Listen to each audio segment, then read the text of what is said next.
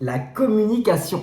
On pense souvent qu'une bonne communication, c'est le fait de bien nous comprendre quand on prend la parole. Mais ce n'est pas le plus important. Ce qui compte pour nous aujourd'hui, c'est de pratiquer la bonne communication en utilisant les bonnes méthodes et on va les voir ensemble. Devenir un expert de la communication, ça prend du temps, ça prend de l'énergie et si tu ne sais pas comment faire, tu risques d'accumuler beaucoup de fatigue. Ici, tu ne baisses pas les bras en pensant que tu n'es pas bon ou que tu n'en es pas capable. Je vais te partager des nouveaux outils qui te permettront de communiquer facilement avec tes prospects, tes partenaires, des collaborateurs, des clients, etc. Mais aussi dans tous les domaines de ta vie. Donc l'objectif, c'est de savoir communiquer et de garder le contrôle sur la situation. Petit rappel au niveau de la répétition, plus tu vas pratiquer, plus tu vas l'ancrer et plus tu deviendras un expert. Pour commencer, je te présente la synchronisation.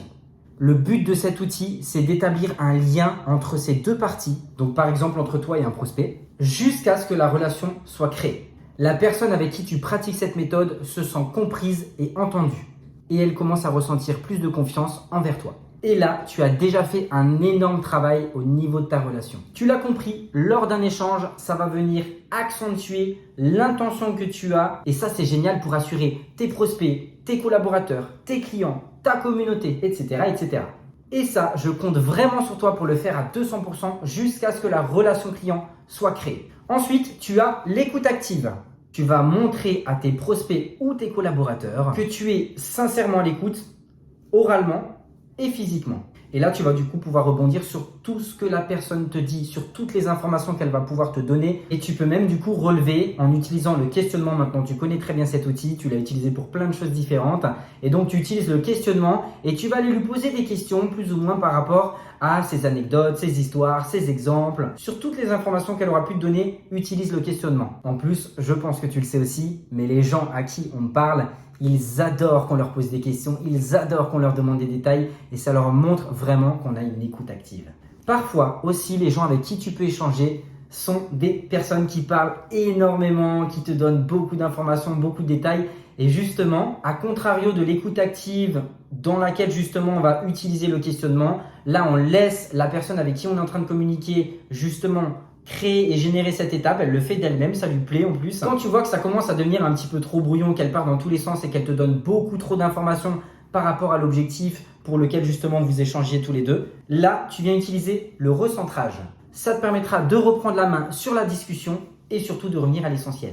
Et là, encore une fois, une question très précise que tu vas pouvoir lui poser. Tu lui dis « Excuse-moi, je me permets de relever quelque chose si ça va pour toi ». Là, la personne, normalement, elle te dit oui, bien sûr, je t'écoute. Et tu vas lui poser cette question très précisément sans la modifier. Quel lien tu fais entre tout ça, donc tout ce qu'elle t'a dit, tu reformules du coup toutes les choses qu'elle t'a données, toutes les informations qu'elle t'a transmises. Donc, quel lien tu fais entre tout ça et ce sur quoi tu veux travailler? Là, tu attends. Tu laisses le temps à l'autre de pouvoir prendre conscience de cette nouvelle question parce que je pense qu'elle n'a pas dû se la poser elle quand elle était en train de discuter. Ou si tu es quelqu'un de plus direct, tu peux aussi poser cette question mais très précisément. Donc là, ce que tu me dis, c'est blablabla. Donc tu reformules encore une fois toutes les informations qu'elle t'a données. J'ai bien noté. Ça va pour toi si on revient sur l'objectif initial. Et donc ça, encore une fois, ça te permet de garder le lien que tu as créé avec la personne, de recentrer vers l'essentiel et encore une fois, de garder le contrôle sur votre échange. La reformulation! Ah, je l'adore celle-là, je l'adore! Trop souvent, on pense entendre ou comprendre l'autre quand il nous parle. Et pour s'en assurer, et parce qu'ici, on crée des experts et des leaders, on reformule. Reformuler ce que dit ou demande l'autre avec ces mots pour être sûr d'être au bon endroit, de comprendre sa demande et ses vrais besoins cachés et donc d'être la bonne personne pour la comprendre et pour la servir. Sache que dans la reformulation, tu dois toujours passer le problème au passé et les solutions dans le présent ou alors dans le futur. Je te donne un exemple. Si j'ai bien compris, avant, tu avais du mal avec blablabla. Donc là, tu réénumères justement toutes les choses qu'elle t'a données. Et ce que tu recherches ou alors ce que tu me demandes ou alors ce qu'il te manque aujourd'hui, c'est blablabla pour blablabla. C'est ça? Et donc, tu finis sous forme de question. Tant que tu n'as pas le oui physiologique, à ce moment-là, tu continues et tu poses des questions jusqu'à avoir le oui physiologique. Et là, une fois que tu as atteint ce oui physiologique, donc la personne te dit oui et physiquement elle te fait oh ouais, c'est ça, et tu sens que son énergie elle est en train d'augmenter, elle est en train d'évoluer, c'est qu'on s'approche du bon endroit Et là, c'est le jackpot, c'est parti. Tu peux aussi utiliser la méthode Sonkas, inspirée de la pyramide de Maslow, qui répertorie 5 besoins fondamentaux de l'être humain. Elle te permet de décrypter les motivations d'un prospect, et tu le sais, plus je connais la personne à qui je parle, plus je sais communiquer correctement avec elle, plus je serai utile, et donc naturellement, les gens viendront plus facilement chez moi plutôt que chez le voisin. Alors pour cet outil, on va pas forcément le développer dans sa totalité dans cette vidéo parce que c'est très long et ça demande quand même encore une fois du temps et de l'énergie. Je t'invite à le faire de ton côté, tu vas sur internet, tu tapes méthode Sonkas, S-O-N-C-A-S et comme d'habitude, tu prends des notes et tu avances à ton rythme. C'est vraiment hyper important et très utile. Alors si tu ne sais pas comment faire et que tu as besoin d'accompagnement justement pour le pratiquer et pour le maîtriser, tu verras sur notre site internet, on a une formation complète sur le Sonkas et si c'est quelque chose qui t'intéresse, comme d'habitude, on en discute, on échange dessus pendant notre live cette semaine et surtout on regarde si c'est écologique avec ton projet. Pour finir, tu peux aussi adapter ton énergie avant de rentrer en communication. Logique, plus tu maîtrises ton énergie, plus naturellement tu vas créer la relation. Et donc encore une fois, tu gardes le contrôle.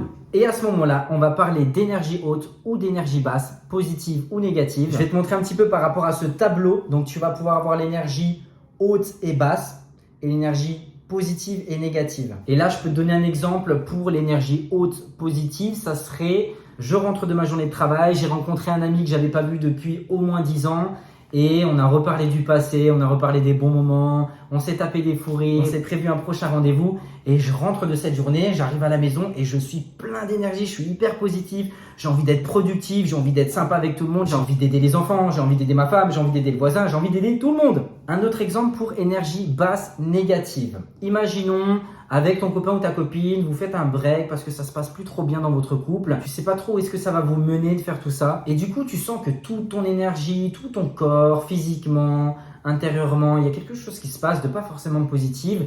Et ta posture, elle va commencer à se mettre, alors j'appelle ça la posture victime. C'est pas péjoratif, hein, c'est vraiment pour mettre une image dessus. La posture victime, c'est vraiment, tu mets les épaules en avant, tu courbes le dos, tu baisses la tête, tu commences un petit peu à t'en prendre à toi-même, à avoir l'impression que le monde il est contre toi, que rien ne va, que tout tourne de travers. Là, tu sens ton énergie qui est en train de descendre, d'être négative, contre-productive, qui te tire vers le bas. Et à contrario, une énergie basse positive. Je te donne un exemple. J'étais à mon entraînement de foot. Je rentre, je suis exténué, je prends mon repas, je me couche devant la télé sur le canapé et là, je suis un mollusque. Mais je me sens bien, je me suis détendu, j'ai fait du sport, j'ai évacué toutes les toxines et toutes les pensées négatives que j'avais dans la tête. J'ai passé un super moment avec les copains. Je rentre, je suis méga fier de moi parce que je suis passé à l'action, j'ai été constant et en plus, ça booste mon mindset. Et là, couché sur le canapé, je me sens hyper relax, hyper détendu. Énergie basse, on est calme, on est zen, tout va bien. Mais positif parce que tout ce qu'on ressent, tout ce qui nous traverse, tout ce qui est en train de se passer, ça nous fait du bien. Énergie basse, positive. Donc là, encore une fois, tu vois que tu vas pouvoir agir sur ton énergie, qu'elle soit haute ou basse, c'est bon ou mauvais selon les situations, mais surtout, fais attention sur le positif ou le négatif. Voilà, cette vidéo est terminée. En rappel, nous avons vu ensemble comment avoir une communication adaptée à toute épreuve grâce à la synchronisation, l'écoute active, le recentrage, la reformulation, la méthode Sonkas et ton niveau d'énergie adapté avant la pratique de communication. Je compte comme toujours sur toi pour me noter en commentaire les 3 techniques que tu as relevées dans cette vidéo, les 3 choses géniales que tu as eues pendant ta semaine et les 3 axes d'amélioration.